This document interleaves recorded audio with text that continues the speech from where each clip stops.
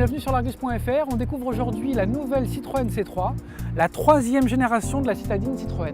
Avec son museau sur deux niveaux, la Citroën C3 s'intègre à la gamme. Ça évoque le Citroën C4 Picasso et aussi la C4 Cactus et ça donne beaucoup de cohérence à la gamme Citroën. Le style de cette nouvelle mouture est en nette rupture avec les deux générations précédentes. Le toit est plat, de teinte dissociée, ça évoque la Mini.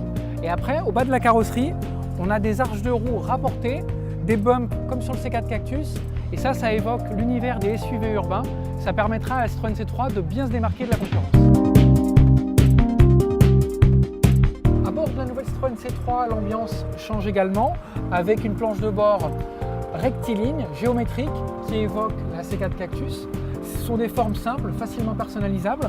On a ici sur cette version haute un empiècement façon cuir, cerclé d'un élément laqué de gris. Ça donne une ambiance un peu moderne. Là, on a en point d'orgue pour la technologie un écran tactile de 7 pouces de diagonale avec une technologie connectée. On a ici un GPS qui donne en temps réel l'état du trafic, le prix du carburant dans les stations et s'il reste de la place disponible dans les parkings urbains.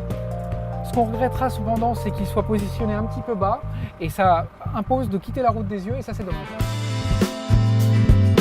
Au niveau des contreportes, la C3 s'inspire une nouvelle fois de la C4 Cactus. On a des grands bacs de rangement. On a aussi des rangements au pied de la console centrale, ici, une très grande boîte à gants, et puis également entre les sièges. Donc cette C3, elle est pratique à vivre, elle est polyvalente, et en même temps, elle mise aussi beaucoup sur le confort, puisqu'on a des sièges avec une mousse plutôt souple, un accoudoir uniquement pour le conducteur, mais la réputation de confort Citroën n'est pas usurpée. Avec son empattement majoré de 7 cm et ses sièges avant au dossier aminci, la nouvelle Citroën C3 offre plus d'espace au niveau des jambes.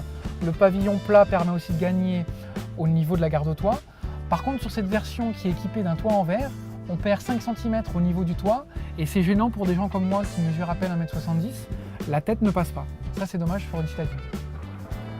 À l'arrière de la nouvelle Citroën C3, il y a des feux à texture 3D, un bouclier robuste dans l'esprit SUV et toujours cette forme ronde qui évoque la génération précédente. Au niveau du volume de coffre, il n'y a pas de surprise, c'est toujours un volume de 300 litres, une référence sur le segment. Par contre, regardez, il y a quand même une marche qui est très importante et c'est pas pratique pour le chargement, c'est plutôt embêtant quand il faut mettre des objets lourds. La nouvelle C3 sera disponible à la vente au mois de novembre à partir de 13 500 €, c'est une estimation en entrée de gamme. À bientôt sur l'Argus.fr.